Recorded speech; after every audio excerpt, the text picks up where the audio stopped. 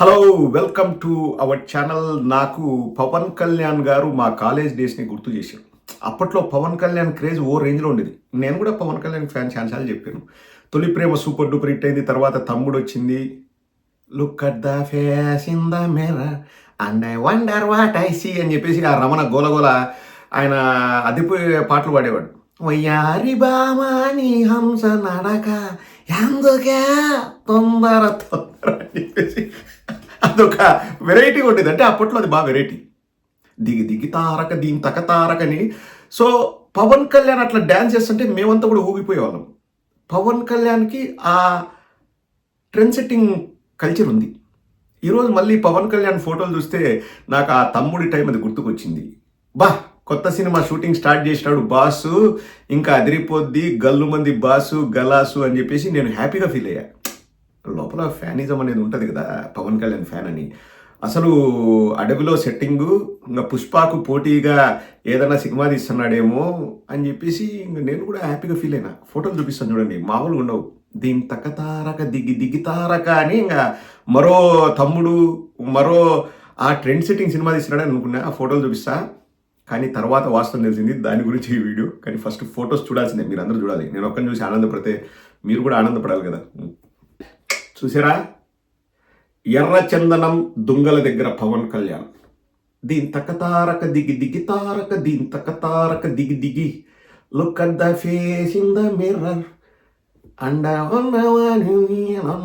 అసలు చూసారా, ఆ అటవీ ప్రాంతంలో కూడా పుస్తకాలు చదువుతూ ఈ పోలీస్ అయిన కెమెరామెన్ సైడ్ చూస్తున్నాడు. చూడకూడదు, అతనికి తెలియదు, బిగినర్స్ మిస్టేక్. సో ఆ కామఫ్లాజ్ ట్రౌజర్ వేసుకొని ఒక బ్లాక్ టీషర్ట్ వేసి రేబాన్ గ్లాసెస్ పెట్టి ఎర్రచందనం దగ్గర అక్కడ ఇక్కడ ఉన్న ఫొటోస్ అవన్నీ కూడా ఇచ్చాడు. నేను అనుకున్నాను ఇంకా కేక, అసలు ఇంకా ఫ్యాన్స్ అందరూ పిచ్చెక్కిపోతారు అనుకున్నా. తర్వాత తెలిసింది ఏంటంటే అది ఒక అధికారిక ట్రిప్ అంట.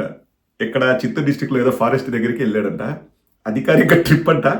కానీ Pawan Kalyan is very very intelligent fellow అండి. Very intelligent fellow. రాష్ట్రానికి నెలకు ఒకసారి వచ్చినామా 2 నెలలకు ఒకసారి వచ్చినామా అది పెద్ద ఇంపార్టెంట్ కాదు. కానీ వచ్చినప్పుడు ఇట్లా ఫోటోలు తీసుకున్నాడు అనుకోండి. ఇప్పుడు చెప్తాను కదా, నేను ఏదో సినిమా షూటింగ్ అని ఒక పాత ఫ్యాన్ అయిన నేనే ఆనందపడ్డా. ఇంకా మన పిల్ల పిత్రులు ఎంత ఆనందపడతారు చూడండి. వాళ్ళకి కావాల్సింది కూడా ఇదే. ఎవరికి కావాల పరిపాలన? మా బాస్ పరిపాలన చేస్తే ఏంది, చేయకపోతే ఏంది. ఎందుకంటే ఇతనుకున్న క్రేజ్ కూడా ఆ పిల్లలు సినిమా పిచ్చోళ్ళ దగ్గర ఉన్న క్రేజ్ తప్పితే ఇతను రాజకీయ నాయకుడిగా ఏమైనా చేస్తున్నాడని ఎవరికి ఆ నమ్మకం లేదు. ఎవరు ఆశలు కూడా పెద్దగా పెట్టుకోవట్లేదు. ఫస్ట్ 1 yearలోనే తేలిపోయింది. సుగాలి ప్రీతికి న్యాయం చేయకపోతేనే అర్థమైపోయింది అందరికీ. ఓహో, ఊరికి అది ప్రతిపక్షంలో ఉన్నప్పుడు అరవడం తప్పితే మ్యాటర్ లేదనేది అందరికీ తెలిసిపోయింది. 30,000 మంది అమ్మాయిలు మిస్సింగ్ అన్నాడు. ఆ 30,000 మందిని ఏమైనా వెనక్కి తీసుకొచ్చాడా? అది కూడా లేదని తెలిసిపోయింది. కానీ పవన్ కళ్యాణ్కు రైట్ టైంలో ఎలా మన ఫ్యాన్స్ను సంతోషపెట్టాలి, ఆ గొర్రెల్ని ఎలా మనము మన వైపు మళ్ళీ తిప్పుకునేలాగా చేయాలన్నది పవన్ కళ్యాణ్కి బాగా తెలుసు. కాషాయ వస్త్రం వేసినాడు. ఐఆమ్ అన్అపాలజెటిక్ సనాతని హిందూ అన్నాడు.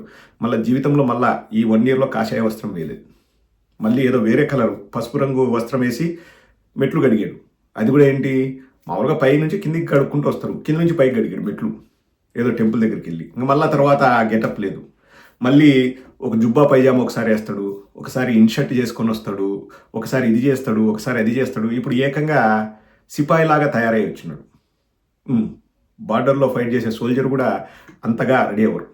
అంటే వాళ్ళ యూనిఫామ్ వాళ్ళు వేసుకుంటారు బార్డర్లో సోల్జర్స్. ఈయన అవసరం లేకపోయినా యూనిఫామ్ వేసుకున్నాడు. కానీ ఈ పబ్లిసిటీ చేసే విషయంలో ఒకచోట దొరికిపోయాడు, పుసుక్కున దొరికిపోయాడు. ఎందుకు చేస్తారో తెలియదు. ఇప్పుడు ప్రజలకు నచ్చేటట్టు చేయొచ్చు, అంటే ఫ్యాన్స్కు నచ్చేటట్టు చేయొచ్చు, కానీ ప్రజలకు కాలేటట్లు చేయకూడదు కదండి. అక్కడే పప్పులో కాలేసాడు. ఈ వార్త చదవగానే నేను కూడా అవాక్కయ్యా. వరణి పాసుగులా అని. ఆ వార్త ఏంటంటే, మంగళగిరిలో టిఫిన్, తిరుపతిలో లంచ్, హైదరాబాద్లో dinner. Deputy CM Pawan Tirupati జిల్లా పర్యటన ఎక్కే విమానం దిగే విమానంలా సాగింది. పవన్ శనివారం ప్రత్యేక విమానంలో గన్నవరం నుంచి రేణిగుంటకు చేరుకున్నారు. Okay, fantastic. గన్నవరం నుంచి రేణిగుంటకు ప్రత్యేక విమానంలో చేరుకున్నారు. మామండూరు అటవీ ప్రాంత పరిశీలనను ముగించుకొని విమానంలో హైదరాబాద్కు వెళ్ళిపోయారు. సో గన్నవరంకి రావాలంటే కూడా విమానమే. గన్నవరం నుంచి రేణిగుంటకు విమానము, మళ్ళీ రేణిగుంట నుంచి హైదరాబాద్కు నైట్ విమానం. Okay okay fine. ఆదివారం తిరిగి ప్రత్యేక విమానంలో రేణిగుంటకు వస్తారు. రాత్రి రేణుగుంటలో బస్ చేయొచ్చు కదా. అంటే ఇక్కడ నేను ఒక జనసేన అభిమానితో మాట్లాడానండి. చాలా ఆసక్తికర విషయం చెప్పాడు. అన్న మీరు మాట్లాడితే మా పవన్ కళ్యాణ్ స్పెషల్ ఫ్లైట్‌లో పోయినాడు అది ఇది అని అంటారన్న. మర్యాద ఉండదు ఇంకోసారి అనొద్దు అన్నాడు. ఏమబ్బా అన్న. కాదన్న ఎన్ని సార్లకొస్తాడన్న మా అన్న?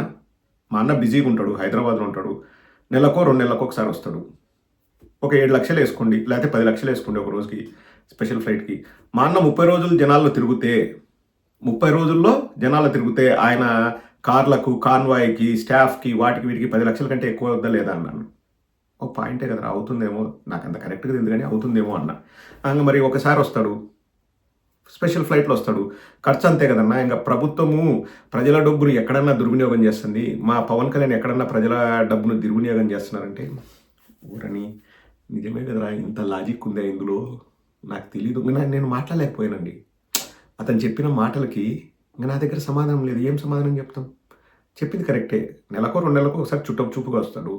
వచ్చినప్పుడు ఫ్లైట్‌లో వచ్చినా 10 లక్షలే కదన్నా! రోజు వస్తే కార్‌లో వచ్చినా అంతకంటే ఎక్కువైతదని నేను లాజికే కదండీ!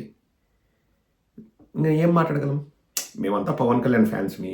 మేము సరదాగా మాట్లాడుకుంటాం. ఇంక ఏం మాట్లాడగలం చెప్పండి? పొలిటికల్‌గా కూడా నేను మాట్లాడకుండా చేసేసాడు. నా నోటికి తాళం వేసాడు. ఇంగ కానీ వాడికే చెప్పిన కరెక్టేరా. కానీ ఇంగ కొన్ని చోట్ల జాకీలు పెట్టకూడదు. అదే కొసమెరుపు. కొన్ని చోట్ల జాకీలు పెట్టొచ్చు గానీ, కొన్ని చోట్ల జాకీలు పెట్టకూడదురా. ప్రజలు ఆగ్రహిస్తారు అని చెప్పా. మీరు ఆగ్రహించే ఆ కొసమెరుపే చూపిస్తుంది చూడండి. ఎవరికైనా గానీ కాలుతది. ఎందుకంటే ఆ ఫ్లైటు మీ సొమ్ముతో వస్తది. ఎందుకంటే అధికారిక పర్యటన. పవన్ కళ్యాణ్ సొంత డబ్బుతో ఎందుకొస్తాడు అధికారిక పర్యటనకి? సో, ఎవరి డబ్బు అంటే ప్రజల డబ్బు. ఒకసారి ఆ వైభవం, ఆ రాజసం, ఆ టీవీ, ఆ వీసీఆర్, ఆ వీసీపీ, ఆ డిస్కులు, ఆ హార్డ్ డిస్కులు, సాఫ్ట్ డిస్కులు చూడండి ఒకసారి. ఆ రాజసం అట్లుండాల. మొన్న నాగబాబు హెలికాప్టర్‌లో వచ్చినాడు. ఇప్పుడు పవన్ కళ్యాణ్ ఎందులో వస్తున్నాడో ఒకసారి చూడండి. అదే కొసమెరుపు.